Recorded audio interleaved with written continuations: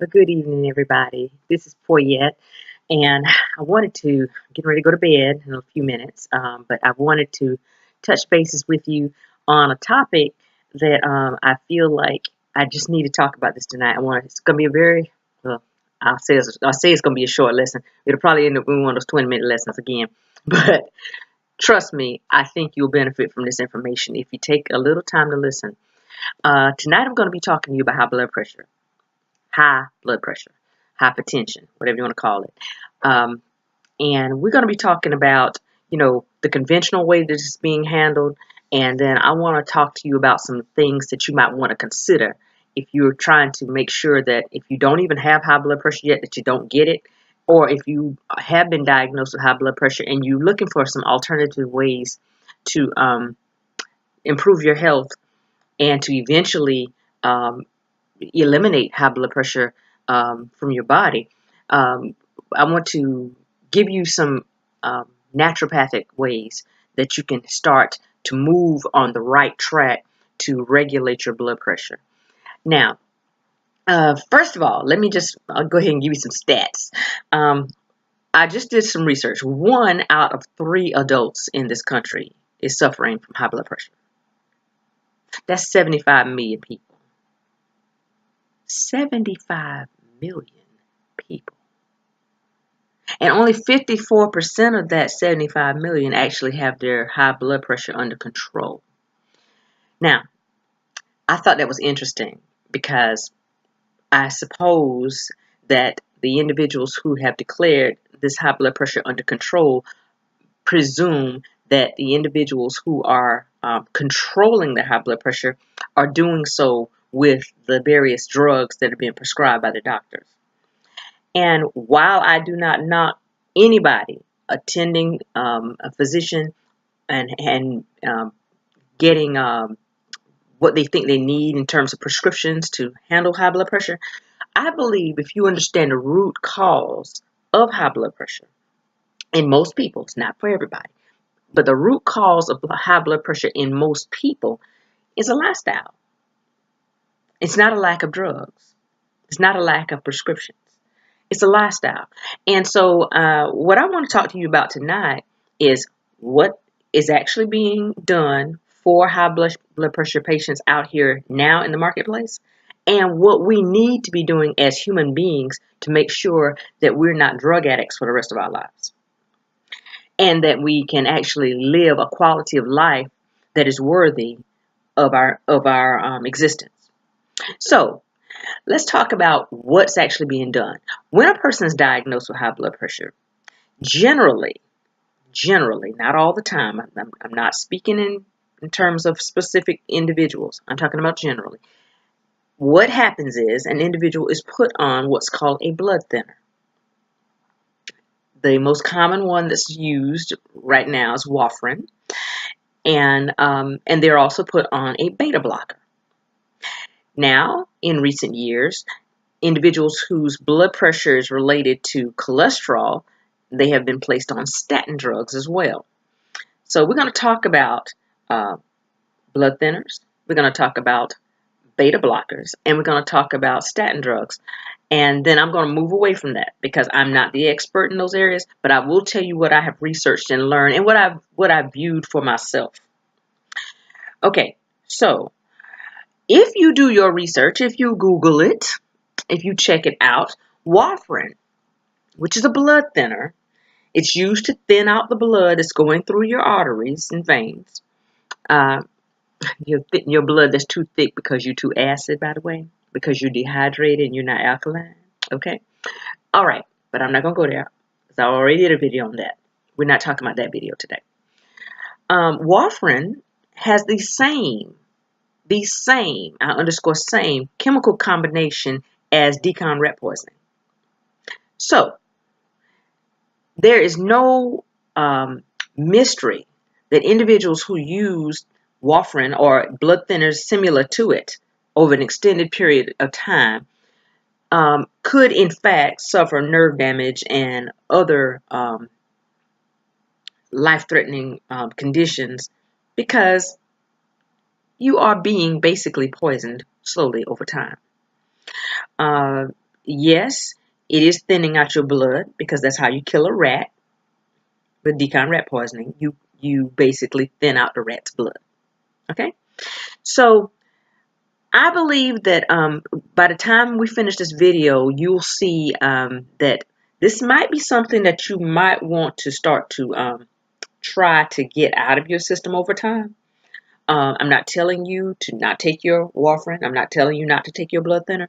But what I am telling you to do is to consider the information that's going to be in this video and then have a serious conversation with your doctor. And if your doctor is really serious about your health and about trying to help you live a healthier, stronger life, they might have some alternatives or might consider the alternatives that I'm giving you to be viable. Maybe. I would hold my breath. Okay, so now you know what warfarin is and how blood thinners work. Blood thinners basically thin the blood that's going through your arteries down so that it can flow through your veins and arteries better, and that lowers, quote unquote, your blood pressure. Now, the second thing, maybe not in this order, but the second thing that is most likely used in the general population of high blood pressure patients is a thing called a beta blocker. Beta is a chemical that's in your brain that tells your heart to beat harder to raise your blood pressure. For example, if you have a blockage, maybe say in your leg, and the toes are not getting enough blood, the nerves in your feet will send a message to the brain saying, hey, we need some blood down here. And so that message is sent to the brain. And then the brain, using a chemical called beta, sends a message to the heart, hey, beat harder, the feet need some blood. And so what happens is the heart will start beating harder. But if you're blocked up, if your arteries are clogged, if your blood is thick, then your heart has to work really, really hard to try to pump this blood. And what happens is your blood pressure goes up. Just imagine a water hose, because that's how your central nervous system is, or your circulatory system is your circulatory system is like a water hose. You just imagine a closed water hose. All right. But imagine if you were trying to run water through a water hose and you crimped it. What would happen where that water was trying to go through the hose? The pressure will go what? Up. Well, that's what happens in the body. When you have a cholesterol built up in the body, or you have narrowings or damage that's taking place in the arteries or veins, and blood has to force its way through, or if you're stressed, because sometimes when you're stressed out, or if you smoke, your arteries will constrict. And it's just like, if this is how your arteries are supposed to be, if you have cholesterol that's built up in there, you may have an opening that's about this big. Or if you're smoking, you may have an artery that will close and will be about this big, and you have blood that normally needs to flow through something that looks like this. Okay? So you go from this to this. With smoking, with eating a standard American diet, with eating a lot of fat and fat bat and pork and beans and ham hocks and chitterlings and all that kind of stuff, and biscuits with butter and all that kind of stuff. Yeah, that's what happens to your arteries. You go from here to here over time. And so what happens is blood that's supposed to be flowing through there has to force its way through, and that raises your blood pressure. So what happens is you get dizzy and you fall out or whatever. You go to the doctor and he says, oh, you have high blood pressure. We're going to have to put you on a blood thinner, and we're going to have to put you on a beta blocker. What is a beta blocker? Beta blocker is the chemical that's going to block the message that's being sent from your brain to your heart, telling your heart to pump harder. Okay? Now, let's go back to, why was the heart supposed to pump harder to start with? Because a nerve in the feet said, hey, I don't have enough nutrients down here. I don't have enough oxygen down here. And if you don't get me something, these toes are going to fall off. Okay?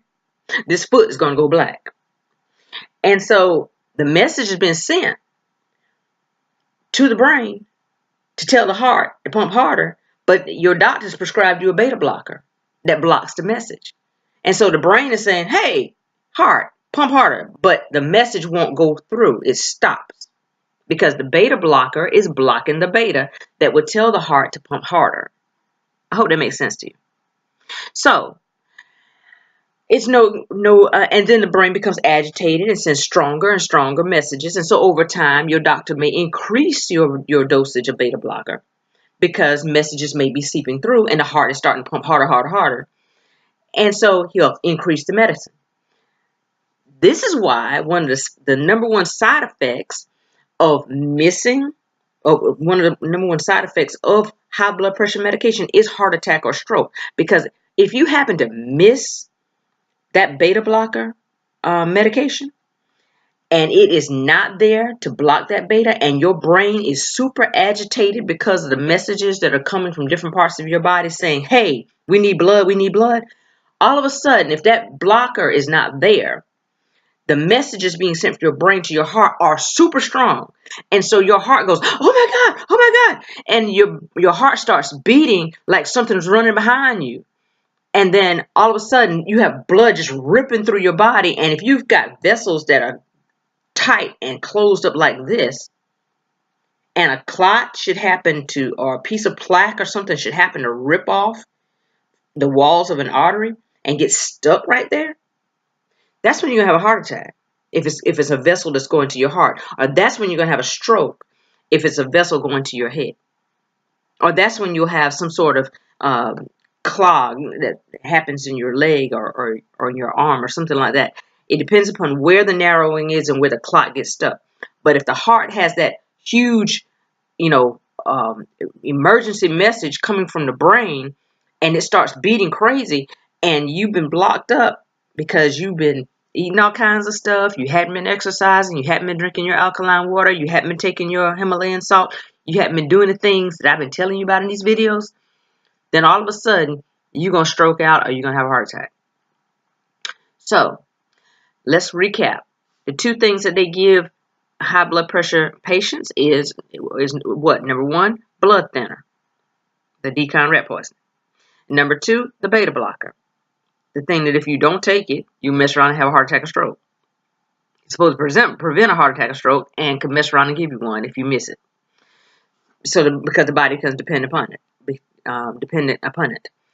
So third thing that they do nowadays is if your high blood pressure happens to be related to cholesterol buildup.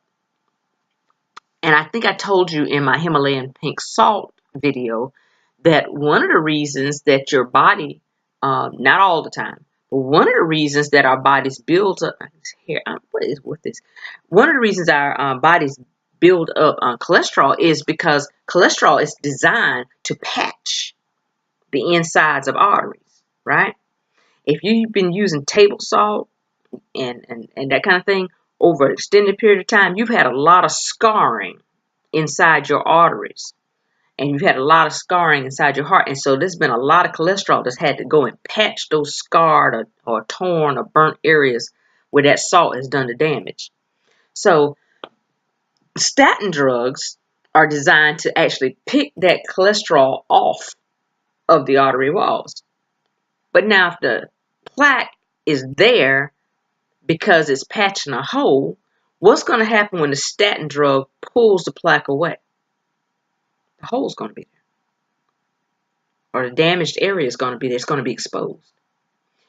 And if that area was damaged and was made weak, now you're setting yourself up for an aneurysm or a ruptured aneurysm. A ruptured aneurysm is where a vessel wall gets very, very thin, and when enough pressure is put on it, like a bubble on a tire, all right? If you get a bubble on your tire, if you hit a pothole that's big enough, or if your tires get enough wear and tear on them and you have a bubble in the tire, it's going to pop. And that's what happens with vessels. When vessels have thin areas called aneurysms, when they get enough pressure on those aneurysms, the blood escapes. And then what happens is if it's not caught in time, you can bleed to death. And so statin drugs, like I don't want to name them, but I'll name them Plavix. There's a bunch of them. That's the reason I'm saying Plavix because my mom was on that one. And I went to her house one day, and Mama had a bruise on her neck and shoulder, and I thought she'd fallen or something. And so, or somebody hit her. And so I said, "What in the world happened to your skin? Somebody hit you? Did you fall?" She said, "No, girl, that's that Plavix." And I said, "Ma," I said, "you are bleeding under your skin." I said, "Now, if you're bleeding there, where else are you bleeding?" And so we immediately cut out the statin. I told her, I said, "Look," I said, there's a better way to do this. And that's what I'm going to talk to you about today. There is a better way to do it. And so, just to recap, now, we just told you what Western medicine is doing for high blood pressure. Western medicine is saying, you good little people who have your high blood pressure under control, you're taking your D-CONRAT poisoning in the form of warfarin, and you may be taking your beta blocker that may, if you miss it, give you a heart attack or stroke. And you may be taking your statin drug that may, if you take too much of it over an extended period of time, give you an aneurysm. Okay, so that's what Western medicine says is high blood pressure control. All right, let's see what Mother Nature says is high blood pressure control. First of all, high blood pressure control starts with water.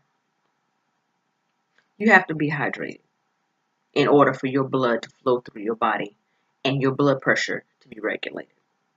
So if you are not hydrating yourself with alkaline water or water that is moderately alkaline, then you have, and if you're doing anything major in terms of sodas or any kind of acidic drinks, you are asking for high blood pressure. Okay, I'm coming hard to you tonight because I'm really tired of seeing people. I'm an embalmer. I'm really tired of seeing people on my table who don't need to be there. Okay. Now I know I'm working against my best interest to tell y'all how to live, but trust me, we have enough individuals who are not going to pay any attention to this video or who will not get this information, and I don't want you to be one of them. Okay. So we're going to hydrate ourselves. We are going to get off of table salt, and we are going to get on our pink. Let me show you our pink Himalayan salt. Okay, this is the salt that has 84 minerals. This is the salt that's going to actually break up blood clots out of your system if you have blood clots that are forming, because blood clots only form because your blood is acid. Okay. And so you're going to need to start using this kind of salt in your cooking and use a little bit of it, maybe about 1/4 of a teaspoon in some water, or put it on your tongue and wash it back with water once or twice a day. Because you need minerals in order for your blood to flow well through your body. The next thing is you got to clean up that water that's going into your house. Okay? The water that you drink, the water that you cook with, it needs to be purified because chlorine is a natural toxin. It's a toxin. And then there's lead in your water. There's all kinds of other chemicals, pesticides, all this kind of stuff. So you need to make sure that you're purifying your water. You don't have to use this filtration system, but use some sort of filtration system so your body doesn't have to work so hard. Your liver doesn't have to work so hard to try to break down the toxins that are in our water supply. Okay? Then let's talk about natural high blood pressure control. Now, what we need to do when we're starting to deal with our high blood pressure, or trying to make sure that we don't get high blood pressure if we haven't gotten it, is you need to understand, particularly if you're trying to control high blood pressure that comes from cholesterol buildup. There's an herb in the earth called garlic that actually, when it's in the system, it goes to work to dissolve cholesterol from your artery walls. Okay? Now, I have over the years recommended to people who were suffering with high blood pressure and were trying to get off of medication, Kyolic 106. It's Kyolic, Kyolic Garlic 106. It's an odorless garlic that has garlic, cayenne pepper, vitamin E, and hawthorn berry. Um, the garlic is going to, first of all, do like, you remember that old Dawn dishwashing liquid commercial says Dawn breaks up grease, takes it out of your way? Well, that's what garlic does. The chemical in garlic that's called allicin. Allicin, when it comes in contact with cholesterol, it starts to dissolve it. It starts to break it down, just pick away at it and liquefy it. And so over time, you can naturally, without radically doing it all at once, like a statin would do, you can gradually reduce the cholesterol buildup that's in your arteries. But the beautiful thing about Kyolic 106 is it's not just the garlic or the allicin in the garlic that's breaking down cholesterol, but you also have the vitamin E that is very soothing to your artery walls and to all of your vessels, to all of your mucous membranes. Okay? So it's very soothing, and it helps to build good, strong tissue in your body. Then you also have capsicum or cayenne pepper. Capsicum, cayenne pepper, red pepper, it's all the same thing. That's also in the Kyolic 106, which causes your heart to beat deeper and stronger, not faster. It gives you a deeper heartbeat. And it warms the body and helps to improve the circulation. And then the final component of the Kyolic 106 is the hawthorn berry. And hawthorn berry is an herb that actually strengthens the heart muscles and the artery walls. Okay? So can you see how in this one product, Kyolic 106, it's a white and blue bottle. You can find it at Walmart, most of your drugstores, definitely all of your herb stores or your health food stores like your GNCs and your vitamin shops and the local herb stores. You know, they all should carry Kyolic 106. That's Kyolic 106. And Kyolic has various other blends, garlic blends that they offer as well. And so if you want to, just go online, do a Google search, Kyolic brand garlic, and you'll see all the different types that they offer. You don't have to choose the 106. I just use the 106. So, you know, and I don't even have to use it now because I went through several years of using it to make sure that I cleaned my arteries and everything. So my blood pressure is perfect. I mean, if anything, my blood pressure is almost too low. So anyway, I don't use that herb as much. I moved on to working on other parts of my body. You understand? So that's the thing. If you know that high blood pressure is your issue, Kyolic 106 is one of the things that you want to incorporate in your diet. Don't think of it as medicine. Think of herbs as food. Okay? Now, if you have a sensitivity to peppers and this kind of thing, you might want to choose a Kyolic that doesn't have the capsicum or the cayenne pepper. But it's not like it's an extreme amount. And you don't have to take a whole mouthful of pills. I mean, you just take a couple of them before dinner and you keep it moving, okay? So just take it as it's directed, okay? So that's the first thing. Once you start using the Kyolic 106, the cholesterol that's built up in the artery walls that has you closed up like this, it'll start to dissolve and you're going to start opening up, okay? But now that cholesterol has to go somewhere. And that brings me to the second part of the natural high blood pressure treatment, and that is the use of bitter herbs. Now, they have lots of bitter herbs like burdock root, dandelion root that you could use individually. But what I would encourage you to do is to find yourself a blend. And I have two that I would recommend to you. This is called All Cell Detox. I don't know if you can see that. All Cell Detox by Nature Sunshine. Okay. And I've been using that for years. Okay. And it has lots of bitter herbs in it, like the dandelion root, burdock root, yellow dock, slippery elm for your mucous membranes. Slippery elm is good for colds too. And fenugreek, which is also good for colds. But all of these are very soothing. But the bitter herbs that are in here are good for cleaning your liver. And I'll tell you why that's important also in a minute. But this is the other collection of bitter herbs. This is made by My colon cleanser company. Remember Health Plus I was telling you about with the super colon cleanse? Well, this is a liver cleanse, okay? And it has bitter herbs in it, okay? Now, bitter herbs stimulate bile production, okay? And bitter herbs also cleanse the liver.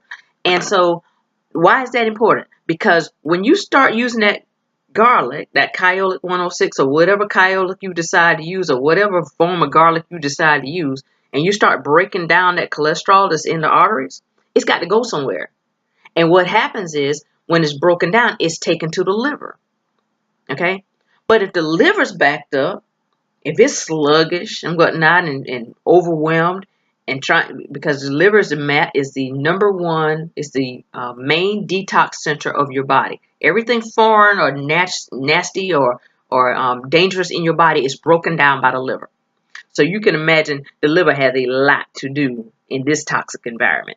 So we take the bitter herbs to make sure that the liver stays clean and functional and it can receive that cholesterol.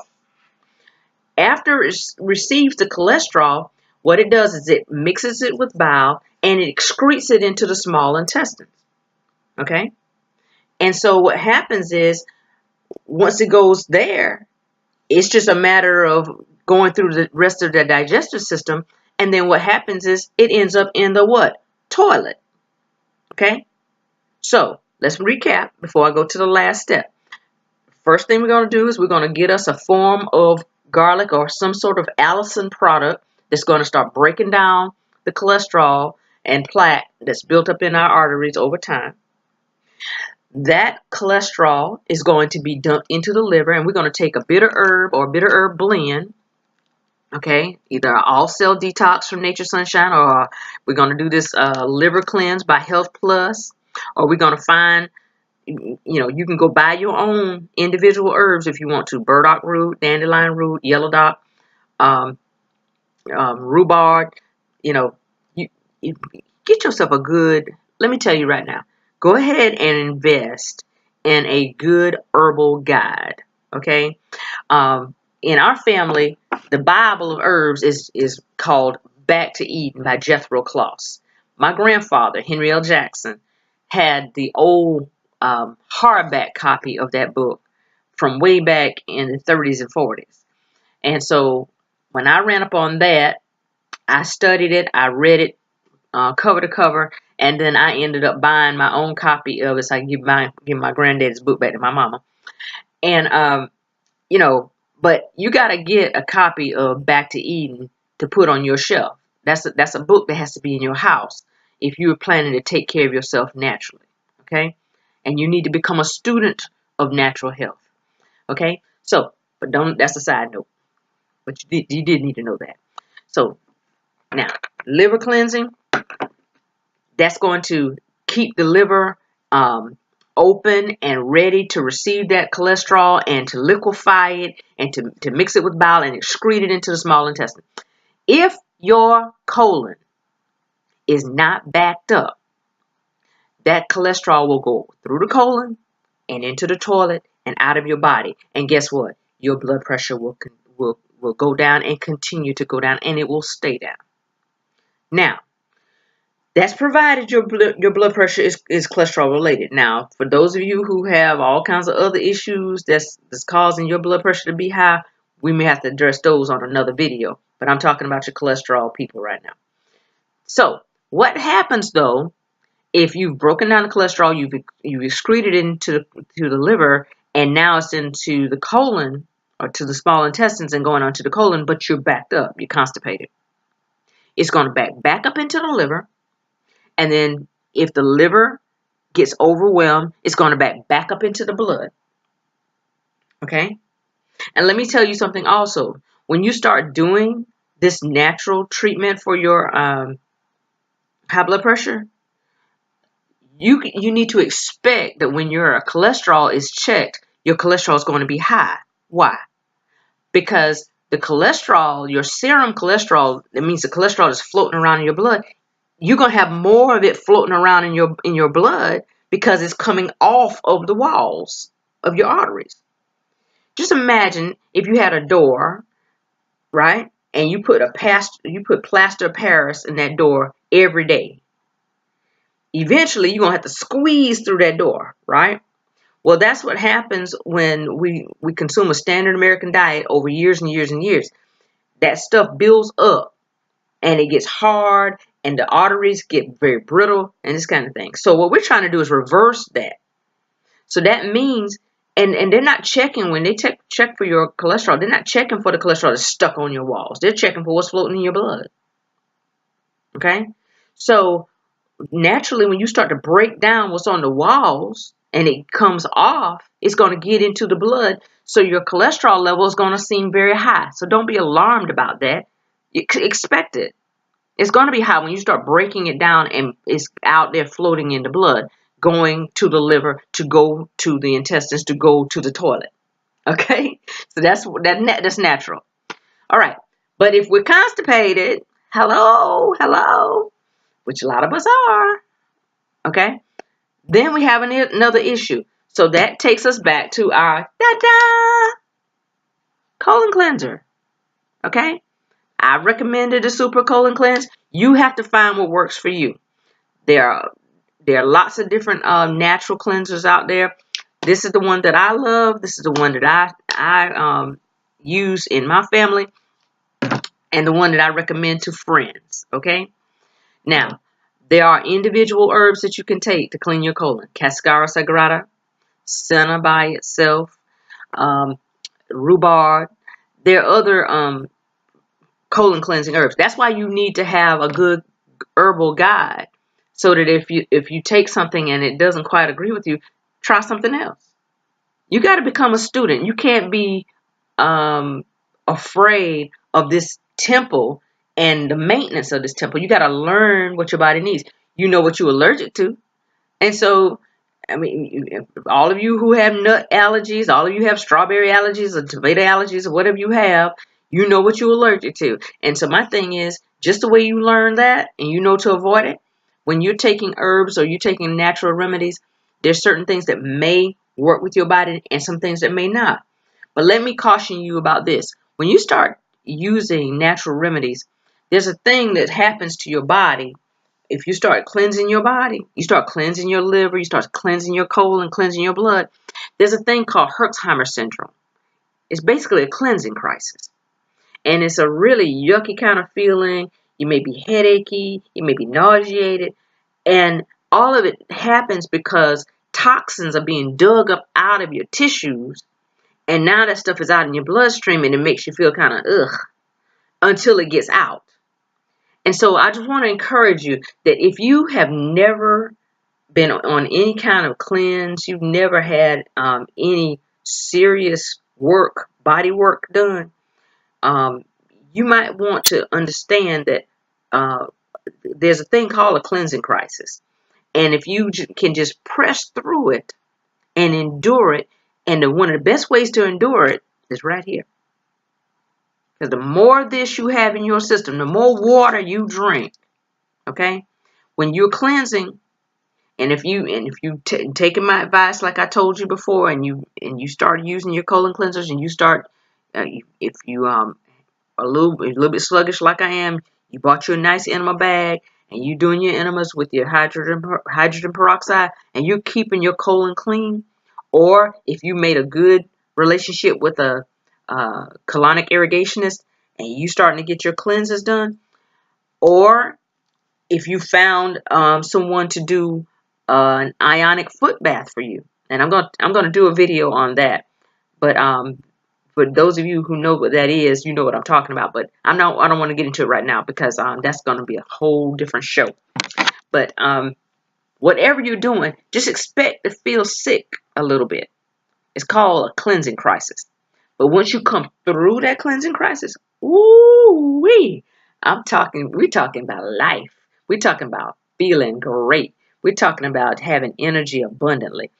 And so, but that comes with it. It's like when you clean your house. You go in a closet that's got to be cleaned out. It's going to be a mess for a minute. Okay? It's going to be a little painful until you can get things straight and get things organized and put it back up. Okay? So, what we want to do is we want to be good stewards of these temples. And I'm praying that what I've said to you today is going to be taken in the right spirit. I'm not trying to discount any kind of medical attention that your doctor's giving you. And you know, if you're in a serious situation, you better try to stick with what your doctor's telling you. But I'm talking about those of us who we're not quite in crisis mode, but we on our way. Y'all better look at this thing very carefully before you get yourself in a situation where you stuck on high blood pressure medication and thinking that's the only way for you. Because ultimately, at the end of the day, you're going to have to make sure that your body can function on its own without the help of man-made chemicals. You know, God put every green herb into the earth for our healing. And so that is why I'm here tonight, to try to encourage you to make sure that you use those green herbs. Okay? And so for your high blood pressure remedy, from the naturopathic side, I would encourage you to investigate Kyolic odorless garlic. I would encourage you to invest in some sort of liver cleansing remedy, be it a synergistic blend like these two or individual herbs. Synergy is always best. And then, of course, for God's sakes, make sure you keep your colon clean. Constipation is a massive epidemic in this country, and it's because of what we eat and our lack of activity and our dehydration. If we could just get off of the whites, make sure that we stay hydrated and move these bodies and incorporate a little bit of what God put in the earth for the healing of our bodies, we would be just fabulous, just absolutely awesome. I am going to close this out. Went a little bit over my time, but it was a good bit of information. And I invite your comments, and I hope that I got you to think a little bit more about what you can do from a natural standpoint to make sure that your blood pressure stays regulated, that your heart is not damaged, and that your life is beautiful. I love you in the Lord, and I thank you for listening. And please share this video with someone who may be suffering. And if you do have detailed questions, I'm going to post this information at some point in a written form. And I pray that they'll be a blessing to you. God bless you, and stay beautiful.